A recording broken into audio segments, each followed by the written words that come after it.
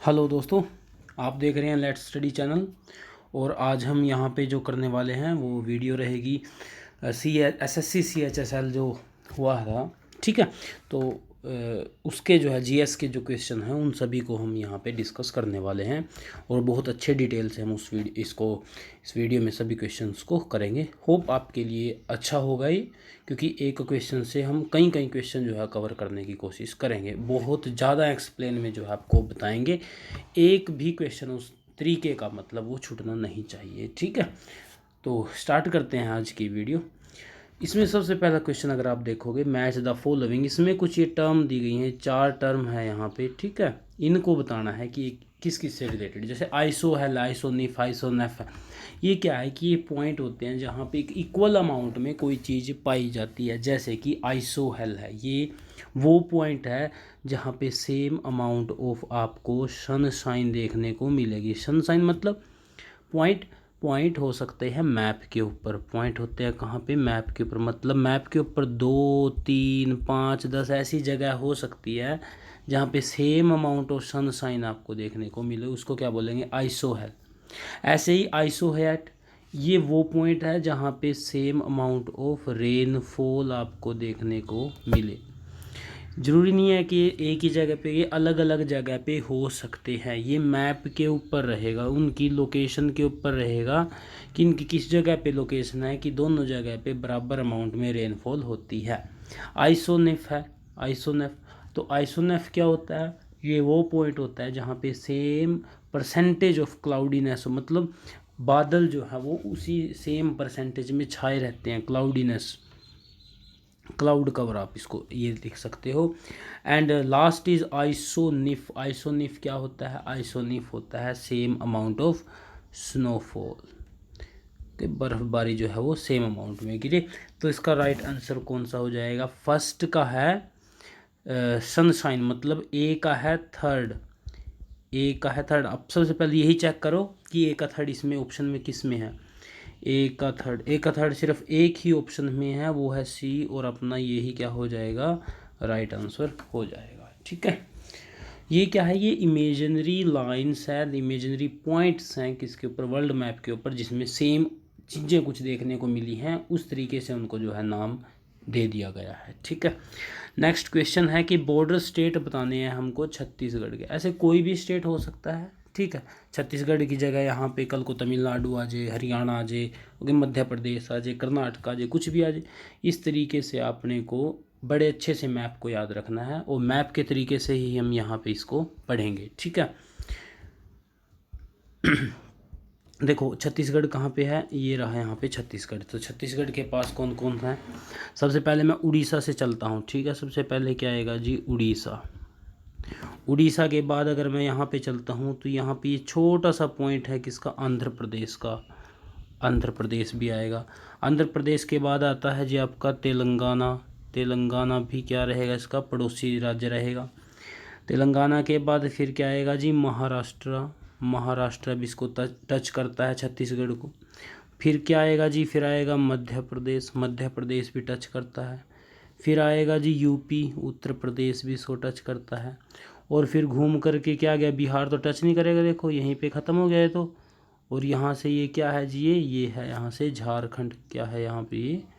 ये है झारखंड। तो कितने राज्य हैं ये? 1, 2, 3, 4, 5, 6, 7, 7 राज्य जो है वो छत्तीसगढ़ को जो है वो टच करेंगे। तो नाम याद रखने हैं: उड़ीसा, आंध्र प्रदेश, तेलंगाना, महाराष्ट्र, मध्य प्रदेश, यूपी और झारखंड। जिस भी मैनर में आपको याद रखने हैं, यूपी से स्टार्ट करना चाहो यूपी से इस तरीके से करो या इस तरीके से करो, जो भी आपका ठीक लगता है अपने को। ठीक है, तो ये चीज़ें जो है वो याद रखनी है।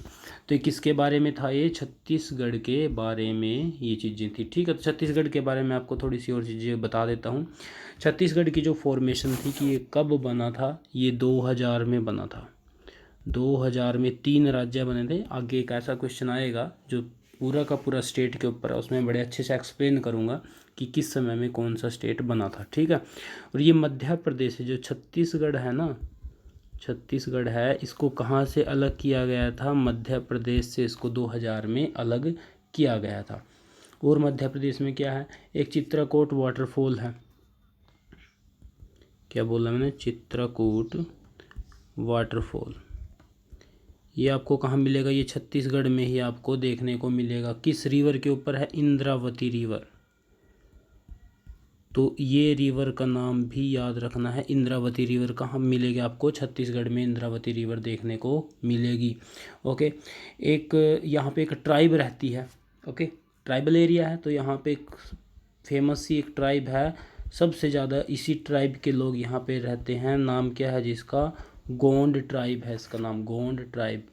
यहाँ पे नेशनल पार्क भी हैं। ओके, यहाँ पे छत्तीसगढ़ में कुछ नेशनल पार्क है वो बताओ। वैसे तो बहुत है बट मोस्ट फेमस जो है Indravati national park. Indravati river भी है, इंद्रावती नेशनल पार्क भी है। उसके बाद Kangar valley, Kangar valley national park कहाँ मिलेगा आपको, छत्तीसगढ़ में। गुरु घासीदास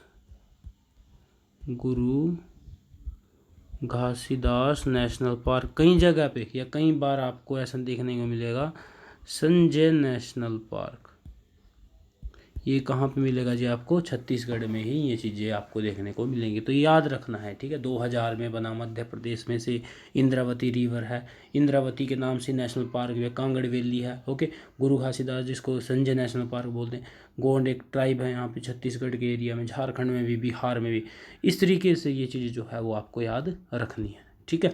और आपको मैप तो बता ही दिया, तो इसके ऑप्शन है कुछ ही। ओके, आप उसमें से जो है मैच कर लेना है। Instrument use to measure high temperature, कौन से इनमें से कुछ दिए गए हैं ये मीटर, तो इनमें किसको यूज़ किया जाता है हाई टेम्परेचर को मेज़र करने के लिए। राइट आंसर क्या रहेगा जी, पायरोमीटर। और इसकी रेंज की अगर मैं बात कर लेता हूँ, रेंज लगभग 700 डिग्री से लेकर के ये 4000 डिग्री सेल्सियस तक मेज़र कर सकता है। और ये किसके ऊपर मेज़र करता है, ये रेडिएशन के हिसाब से मेज़र करता है। रेडिएशन कहाँ से निकलती हैं, फ्रॉम सोर्स, जो जिसका हमने टेम्परेचर मेज़र करना है वहाँ से जो रेडिएशन आएंगी, उन रेडिएशन के हिसाब से उसका टेम्परेचर ये बताता है, ठीक है जी। इस तरीके से ये काम करता है। उसके बाद क्वेश्चन आ जाता है, सोशल फॉरेस्ट्री प्रोग्राम किस 5 ईयर प्लान में जो है ये लॉन्च किया गया था। तो ये 1976 में लॉन्च हुआ था, 1976 में कौन सा था ये, 5th 5 ईयर प्लान था। और अगर मैं इसके टाइम पीरियड की बात करता हूँ तो ये 1974 से 1979 तक रहा था। तो इसके बीच में 76 है जिसमें ये फॉरेस्ट्री प्रोग्राम जो है वो शुरुआत की गई थी। तो ये 5 ईयर प्लान के बारे में, 5 ईयर प्लान के बारे में और बहुत से क्वेश्चन हैं, कुछ आपको मैं बता देता हूँ। पहला जो 5 ईयर प्लान था वो 1951 से 56 तक चला था। इसको मॉडल था, ये किस बेस मॉडल था, हैरो-डोमर मॉडल, याद रखना है। सेकंड था पीसी महलैनोबिस मॉडल, ये कब से कब तक था, 1956 से 61 तक। नाम क्या बोला ना, पीसी महलैनोबिस मॉडल। ओके, इस मॉडल के ऊपर ये बेस था। उसके बाद आता है जी 1961 से लेकर के 66 तक था, और इसको गडगिल योजना भी बोला जाता है, इसको गडगिल योजना भी बोला जाता है। ये चीज़ें याद रखनी, इनमें से कुछ आगे और भी आएंगे क्वेश्चन, अभी मैं आपको बहुत अच्छे से इसको डिटेल में बताने वाला हूँ, ठीक है। तो 2-3 ऐसी चीज़ें थी, जैसे हैरो-डोमर मॉडल हो गया, पीसी महलैनोबिस, कई बार वार के बारे में पूछ लेता है, ठीक है। अब हुआ क्या था, जब ये तीसरा ये था ना 5 ईयर प्लान था, तो इसमें ही 2 वार हुई। एक तो था 1962, ओके, यहाँ पे होती है इंडिया चाइना वार, और उसके बाद होती है 1965 इंडिया पाकिस्तान वार। ओके, तो ये इन 2 वार के कारण जो है वो फ्लॉप हो चुका था। कब से कब तक था ये, 1961 से 66 तक। ये जो 3rd ईयर प्लान था ये फ्लॉप हुआ, क्यों, क्योंकि यहाँ पे हमने 2 लड़ाइयाँ लड़ी हैं, इस वजह से ये जो है ये ख़त्म हो गया। अब 66 के बाद क्या आता है, प्लान हॉलीडे। याद रखना है, ये सब चीज़ें एक दूसरे से रिलेटेड करके रखनी है। Plan holiday, with plan holiday. अब की बार एक एक साल के जो है वो प्लान बनाए गए कि इस साल हमको ये करना है, इस साल हमको ये। तो 3 साल चले ये 66 से लेकर के 69 तक 3 बार प्लान हॉलीडे हमने बनाया है, एक साल का था वो। ठीक है, अब उसके बाद क्या होता है इसमें एक आपको बात बताता हूँ। उसके बाद फिर आता है जी fourth 5 year plan. Fourth 5 year plan अब कब से कब तक आया, 1969 से 1974। अब ये आ गया जी। अब एक बात आएगी इम्पोर्टेंट कि जो ये बैंक थे हमारे, ओके, उनका राष्ट्रीयकरण हुआ, वो किस 5 ईयर प्लान में हुआ था, वो फोर्थ 5 ईयर प्लान में 14 बड़े बैंकों का राष्ट्रीयकरण, नेशनलाइज जो है उनको वो किया गया था। ठीक है, ये चीज़ें हैं, ये कई बार एग्जामिनर जो है वो पूछ लेता है। ठीक है, उसके बाद दोबारा फिर इंडो पाक वार हुआ, वो कब हुआ था जी, 1971 में। इससे पहले हुआ था थर्ड में, थर्ड के बाद फोर्थ आता, उसमें दोबारा फिर, और फोर्थ में क्या होता है, अब की बार जो बांग्लादेश था,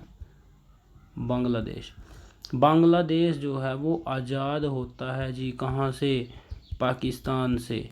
1971 की ये वार होती है। कौन सा प्लान चल रहा था अब की बार, फोर्थ 5 ईयर प्लान चल रहा था 1969 से लेकर के 74 तक, जिसमें जो है वो बैंकों का भी राष्ट्रीयकरण हुआ था।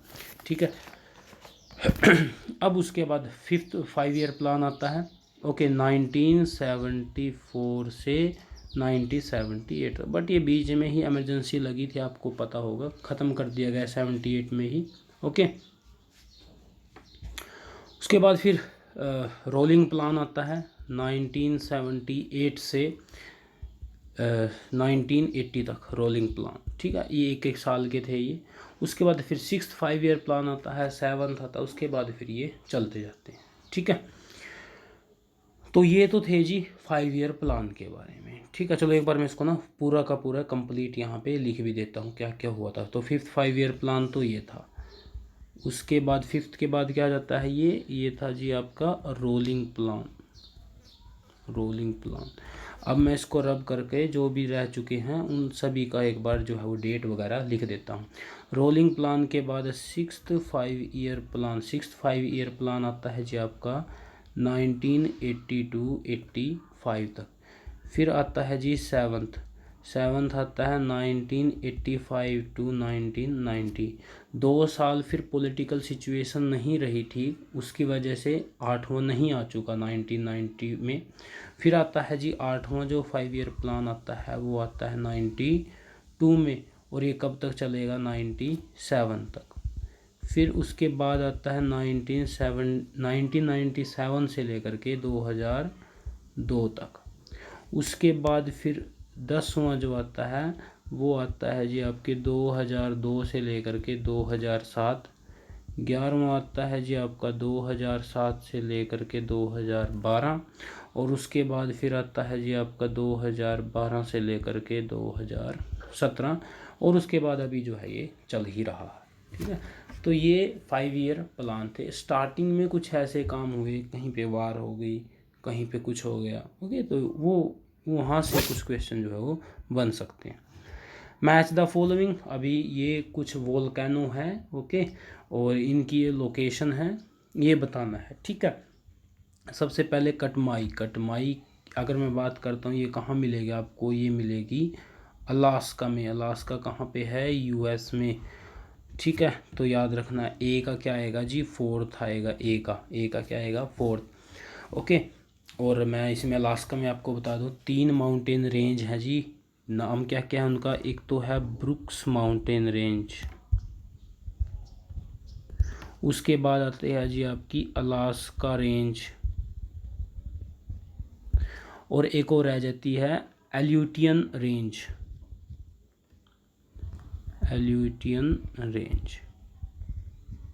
ये 3 माउंटेन रेंजेज हैं जी, कहाँ पे हैं ये, अलास्का में। अलास्का कहाँ पे है, यूएस में, नॉर्थ अमेरिका के साइड है ये। ठीक है, मेयोन कहाँ है पे है, मेयोन आपको देखने को मिलेगा जी फिलीपींस में। ओके, चिम्बराजो आपको कहाँ देखने को मिलेगी, इक्वाडोर में। एंड इनविजिबल रीफ आपको कहाँ मिलेगी, इंडिया में। तो ये सभी थे, इस तरीके से आपको इनको मैच करना है।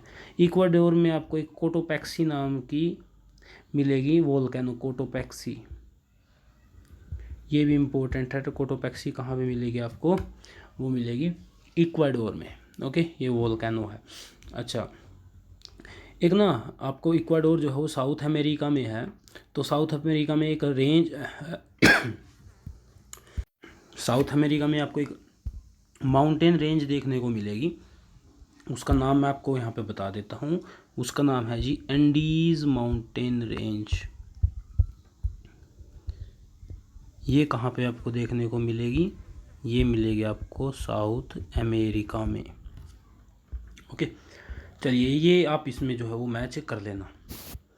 उसके बाद फिर नेक्स्ट क्वेश्चन आता है, from the following choose the correct pair. Correct pair जो है वो चूज़ करना है। घटाप्रभा प्रोजेक्ट कर्नाटका में है, ये सही है, तो अपना जो है फर्स्ट आंसर सही है। तीस्ता प्रोजेक्ट यूपी में बताता है जी, तीस्ता प्रोजेक्ट आपका यूपी में बताता है, और ये गलत है ये। ओके, जो तीस्ता रिवर है ना, यहाँ यूपी में नहीं आएगा ये। जो तीस्ता रिवर है ये कहाँ कहाँ से पास होती है, ये आपके सिक्किम, सिक्किम के बाद फिर वेस्ट बंगाल से होती हुई आगे जाती है। तो यूपी यहाँ पे गलत है। घटाप्रभा ठीक है, यहाँ पे कर्नाटका में है, ठीक है। घटाप्रभा जो एक रिवर है, घटाप्रभा जो है वो रिवर है, वो कहाँ पे है, आपके कर्नाटका में है। और ये किसकी ट्राइब्यूटरी है घटाप्रभा, ये कृष्णा रिवर की ट्राइब्यूटरी है। Krishna, Krishna second largest river है पेनिनसुला इंडिया की। अगर मैं साउथ की बात करूँगा इंडिया की, तो कृष्णा जो है सेकंड सबसे लार्जेस्ट रिवर है, ठीक है।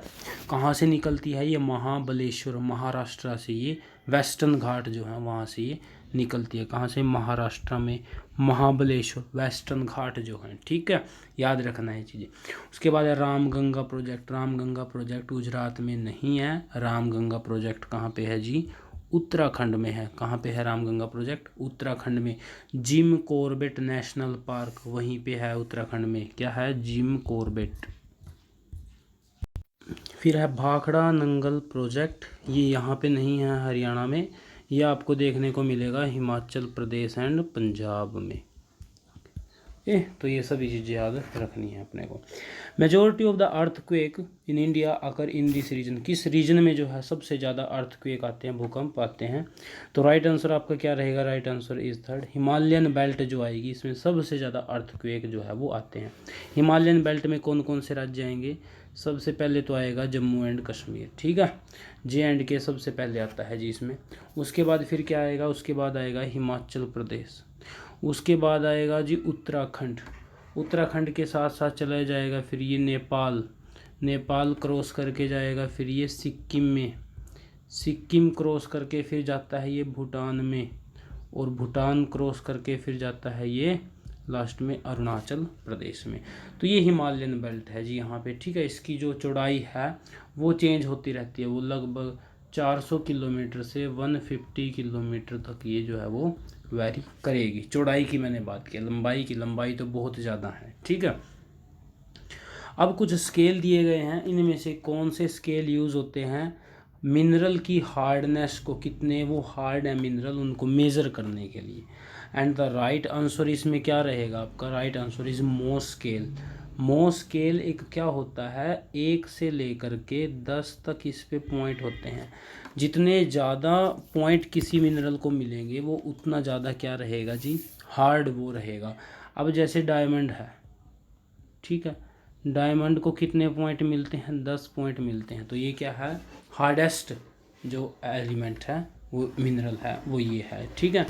उसके बाद एक आता है ये सबसे स्टार्टिंग में बेफोर्ट्स स्केल, ये क्या है, ये वाइंड स्पीड को मेज़र करने के लिए है। किसको मेज़र करने के लिए है, ये वाइंड स्पीड को। ओमारी स्केल, ओमारी स्केल ये कि मेडिकल में यूज़ होता है जी, मेडिकल में। और फिर है मर्सैली स्केल, ओके, मेरी प्रोनाउंसिएशन शायद रॉन्ग हो सकती है शायद, ओके, तो इसको देख लेने एक बार। मरकैली है या मर्सैली स्केल है ये, ओके।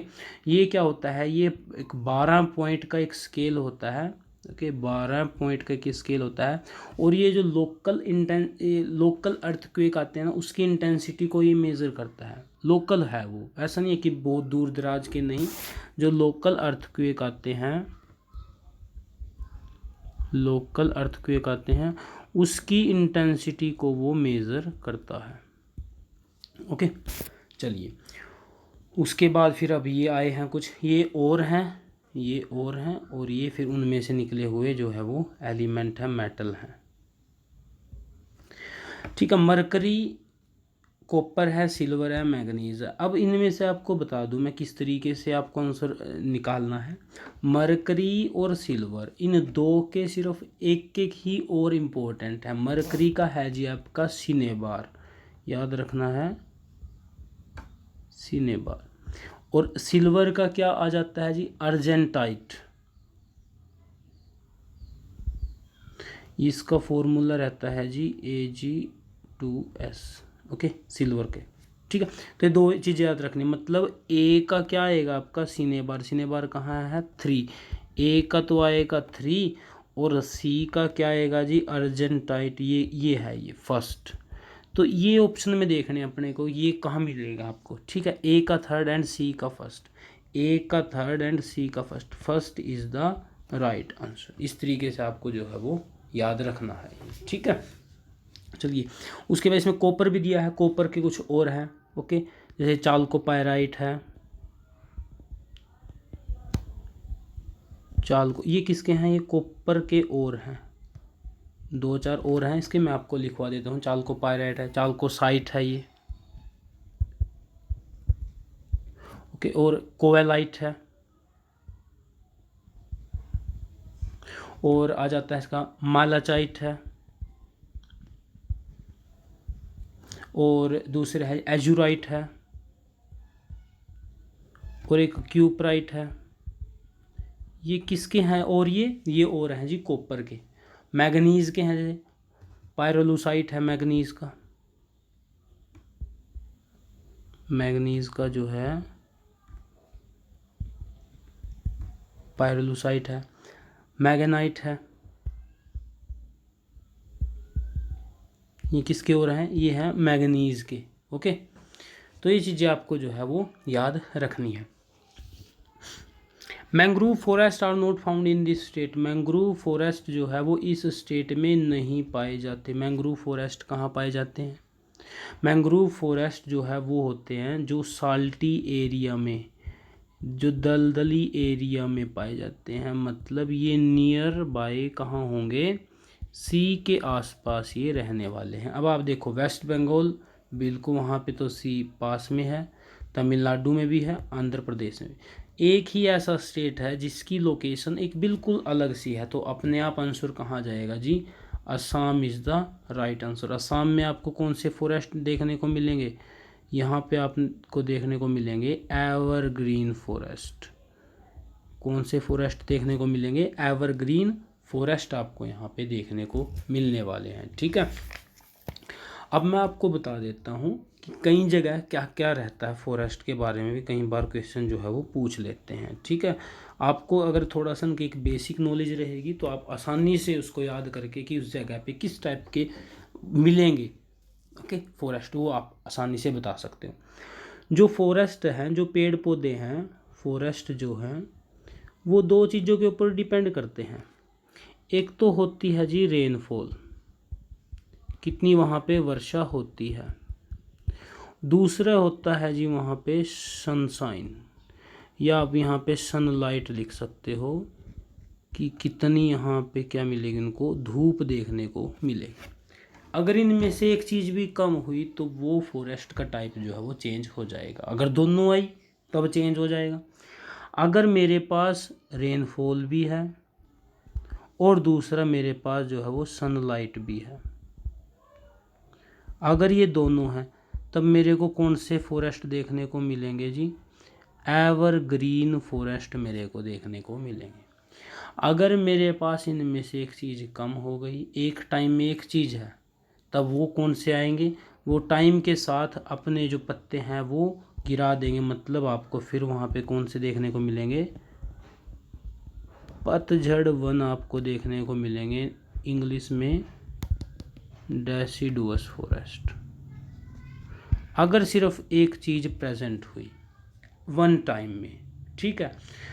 कई बार क्या है, पानी की जो अवेलेबिलिटी है वो बहुत ज़्यादा कम हो जाती है, जैसे डेजर्ट फॉरेस्ट जिसको हम बोलते हैं। ओके, इनमें क्या रहेंगे, इनकी जो पत्तियां हैं वो क्या रहेंगी, वो बिल्कुल नुकीली टाइप में रहेंगी, ऐसे, ठीक आए समझ में, इस टाइप से वो नुकीली टाइप रहेंगी बिल्कुल। वो क्यों रहेंगी नुकीली टाइप, अगर ये जो है, अगर इनकी पत्ती ऐसे जो है वो चौड़ी हो गई, ऐसे पत्ती अगर चौड़ी, तो इसका एरिया जो है वो बढ़ जाएगा। अगर एरिया इसका बढ़ेगा तो ज़्यादा जो है पानी यहाँ से लॉस्ट होगा, और डेजर्ट में तो पानी पहले ही कम है, इस वजह से वहाँ पे जो इनकी पत्तियाँ हैं वो नुकीली हो जाती हैं, ठीक है। अच्छा, हाइट के ऊपर भी, हाइट का भी फ़र्क पड़ता है। हाइट के ऊपर आपको क्या देखने को मिलेगी, बर्फ़बारी, और वहाँ पे ऐसे कोन ऐसे ऐसे इस टाइप से जो है वो पेड़ देखने को मिलेंगे, बहुत ऊंचे ऊंचे कोनीफेरस, हाई एल्टीट्यूड, पहाड़ों के ऊपर हाई एल्टीट्यूड पे आपको कौन से फॉरेस्ट देखने को मिलेंगे, ये होते हैं कोनीफेरस फॉरेस्ट, ठीक है। और मैंग्रोव आपको कहाँ देखने को मिलेंगे, मैंग्रोव मैंने आपको बोला है ये दलदली इलाकों में, और दूसरे क्या हो सकते हैं, या फिर जहाँ पे नमक ज़्यादा हो, नमक की जो साल्टी एरिया हो, साल्टी, ओके, वहाँ पे मैंग्रोव फॉरेस्ट आपको देखने को मिलेंगे। उसके बाद है, इनमें से रोंग पेयर को जो है वो चुनना है, blue revolution, silver, red, pink revolution, fish है, मीट है, एग है, या फिर प्रॉन्स है। तो ये जो फिश है आप देखोगे, फिश पिंक रिवोल्यूशन, और एक आया है प्रॉन्स ब्लू रिवोल्यूशन, ये बिल्कुल अलग है। ब्लू का मतलब क्या है, वाटर, ब्लू, वाटर का कलर ब्लू है, और वाटर में क्या आप देखने को मिलेगा, आपको फिश देखने को। तो ये दोनों के दोनों जो है वो गलत हैं, ये दो जो है वो ठीक है। अभी आपको मैं बता देता हूँ कि कौन कौन किससे जुड़ा हुआ है वो, ठीक है। इनके भी कई बार क्वेश्चन आ जाते हैं, अभी आपको मैं बड़े अच्छे डिटेल से बताऊँगा। जो फिश का है वो किससे रिलेटेड है जी, वो है आपका ब्लू रिवोल्यूशन। उसके बाद जो आपका ये पिंक रिवोल्यूशन है ना, पिंक रिवोल्यूशन, ये जुड़ा है आपका ब्लू रिवोल्यूशन में पिंक लिखवाया है, उसकी ये जुड़ा है जी आपका ओनियन से, प्याज से, या फिर ये प्रॉन्स से ये जुड़ा है, ओके। उसके बाद आता है जी आपका सिल्वर रिवोल्यूशन। सिल्वर किससे जुड़ा है जी, एग से जुड़ा है, ये लिखा भी है। उसके बाद आता है रेड, रेड किससे जुड़ा है जी, मीट से जुड़ा है, ये सही है। अच्छा, रेड रिवोल्यूशन मीट के साथ साथ किससे जुड़ा है, टोमेटो से भी जुड़ा है, ये टोमेटो मतलब टमाटर से भी ये जुड़ा है। और किससे जुड़ा है जी, ये एक आता है वाइट रिवोल्यूशन। वाइट आपको क्या देखने को मिलेगा, वाइट होता है मिल्क, दूध, तो वाइट रिवोल्यूशन किससे जुड़ा है, दूध से। उसके बाद है round revolution, round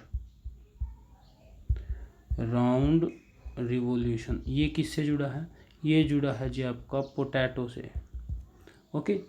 silver fibre, पहले हमने सिल्वर पढ़ा है एग से, अब की बात सिल्वर फाइबर है, सिल्वर फाइबर रिवोल्यूशन, ये किससे जुड़ा है जी, ये जुड़ा है कॉटन से, मतलब के कपास से ये जुड़ा है, ठीक है। और क्या क्या चीज़ें किस किस से जुड़ी हैं। उसके बाद आ जाता है जी एक ग्रे रिवोल्यूशन आता है, क्या आता है, ग्रे, ग्रे किससे जुड़ा है, फर्टिलाइज़र से। उसके बाद एक गोल्डन रिवोल्यूशन आ जाता है जी, गोल्डन रिवोल्यूशन, ये किससे जुड़ा है, ये फ्रूट से जुड़ा है, या फिर ये जुड़ा है जी आपके हनी से जुड़ा है ये। उसके बाद एक ब्राउन रिवोल्यूशन आ जाता है, ब्राउन, ब्राउन किससे जुड़ा है, ये जुड़ा है जी आपके लेदर से। उसके बाद ब्लैक रिवोल्यूशन आ जाता है, ये किससे जुड़ा है आपके, ये जुड़ा है आपके पेट्रोलियम से। तो ये कुछ रिवोल्यूशन थे जो एक दूसरे से जुड़े हैं, याद रखने हैं अपने को, ठीक है।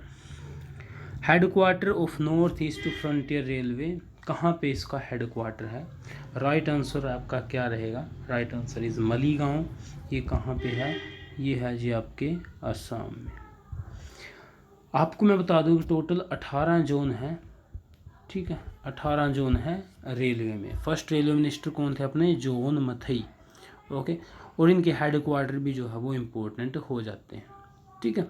तो आप याद रखोगे, सर्च करोगे 18 के 18 और उसके बाद उसको याद रखने की कोशिश करो। शेर शाह सूरी मार्ग कनेक्ट, ये बहुत आसान सा क्वेश्चन है, दिल्ली टू अमृतसर, इसको ज़्यादा बताने की कुछ जरूरत नहीं है। Murrah type of cattle belongs to, Murrah एक नस्ल होती है, किस में होती है? ये होती है जी आपके भैंसों में, बोफेलो में। Residuary power of legislation are entrusted to, किस में रेजिडुअरी पावर किसके पास होती हैं? ये एक्चुअली में पूछा गया है। राइट आंसर क्या है? पार्लियामेंट। राइट आंसर क्या है आपका? संसद है। रेजिडुअरी पावर क्या होती है? रिजर्व पावर होती है, जहाँ पे जैसे स्टार्टिंग में ना पावर बटी कि आपको ये सेक्टर मिला, ये एरिया मिला, आपको ये एरिया मिला। कुछ ऐसी चीज़ें थी जैसे आईटी थी उस समय, साइबर सेल थी, वो थी नहीं उस समय, तो नहीं गई। इंटरनेट था, वो नहीं गया किसी के पास वो, तो वो जो पावर चली गई वो किसके पास चली गई हैं? वो चली गई हैं पार्लियामेंट के पास। मतलब यूनियन ही अकेला उसके ऊपर, इन ऐसे मैटर के ऊपर जो है वो कानून बना सकता है, उनके ऊपर ऐसा पावर है पार्लियामेंट के ही, ठीक है। तो ये होती हैं रेजिडुअरी पावर, मतलब रिजर्व पावर है ये। These are the reserve power जो बच चुकी हैं, ओके, वो किसके पास है? पार्लियामेंट के पास। The term political parties mention in the constitution by, किस कॉन्स्टिट्यूशन में ये ऐसा लिखा है पॉलिटिकल पार्टी?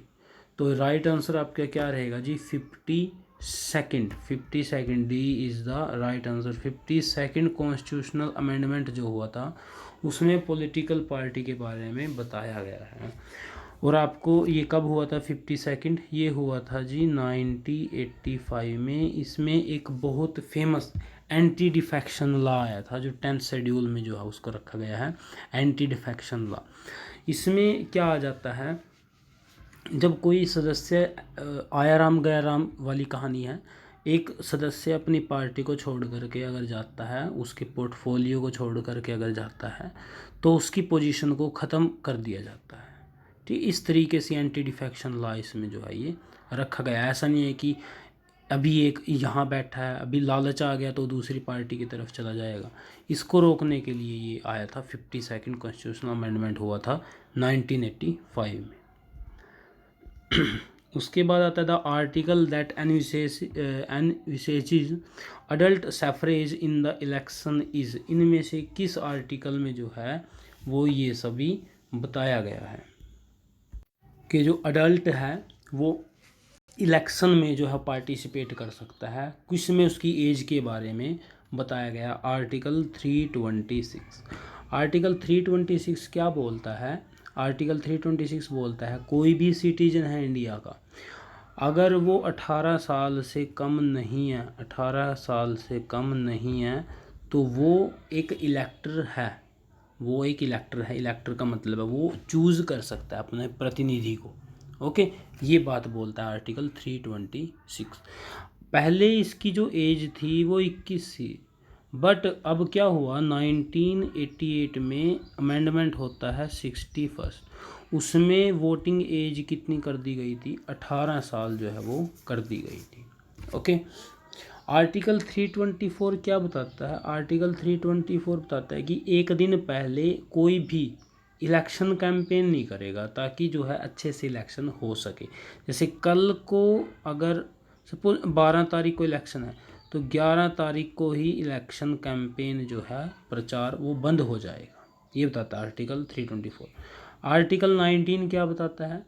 ये फ्रीडम ऑफ स्पीच से रिलेटेड कुछ राइट हैं अपने, उनको जो है प्रोटेक्ट करता है article 19। Article 51A, article 51A ये क्या बताता है? ये ड्यूटी बताता है हर एक सिटीजन की कि पब्लिक प्रॉपर्टी को उसको ख़त्म नहीं करना है, उसको बचा के रखना है, ये हर एक की ड्यूटी है, ठीक है। दीज आर फंडामेंटल ड्यूटीज़ के बारे में ये बताता है 51A। At present the election commission of India consist of, election commission में कितने कमिश्नर हैं, 1 है, 2 है, 3 है या फिर 4 है। राइट आंसर क्या है, 3 इलेक्शन कमिश्नर हैं, जिनमें से एक क्या रहता है, चीफ इलेक्शन कमिश्नर वो रहता है। और अभी कौन है, सुशील चंद्रा है। अभी कौन है जी, अभी सुशील चंद्रा जो है वो इलेक्शन कमिश्नर हैं। Union public service commission annually places its report to, इनमें से यूपीएससी किसको हर साल एक रिपोर्ट देती है। राइट आंसर क्या रहेगा जी, प्रेसिडेंट को देती है। प्रेसिडेंट के आर्टिकल कब कहाँ से कहाँ तक है, 52 से 62 तक किसके आर्टिकल हैं, प्रेसिडेंट के हैं। प्रेसिडेंट जो है 12 मेंबर तो राज्यसभा में और 2 मेंबर लोकसभा में नॉमिनेट कर सकता है। मिनिमम एज कितनी रहती है जी, 35 मिनिमम एज रहती है किसकी, प्रेसिडेंट की। और इसके पास आर्टिकल 72 एक है, इसके पास स्पेशल पावर होती है प्रेसिडेंट के पास, वो है मतलब पनिशमेंट को माफ़ कर सकता है। और एक आर्टिकल 123 आर्टिकल 123 एक होती है, इसमें इसके पास पावर होती है ऑर्डिनेंस की, अध्यादेश की, कि जिस समय कोई भी सदन जो है वो नहीं होता तो उस समय की ऑर्डिनेंस दे देता है प्रेसिडेंट, उसको ही फिर जो है आगे मान करके, कानून मान करके आगे काम किया जाता है। Right to information is, right to information RTI जिसको हम बोलते हैं, ये क्या है, फंडामेंटल राइट है, ड्यूटी है, डायरेक्टिव प्रिंसिपल है या फिर क्या है ये, this is the fundamental right, ये फंडामेंटल राइट है। और ये बिल जो है वो 15 जून 2005 को रखा गया था, पास हुआ था। और कब से जो है इसको मानना स्टार्ट कर दिया था, फिर 12 अक्टूबर 2005 से।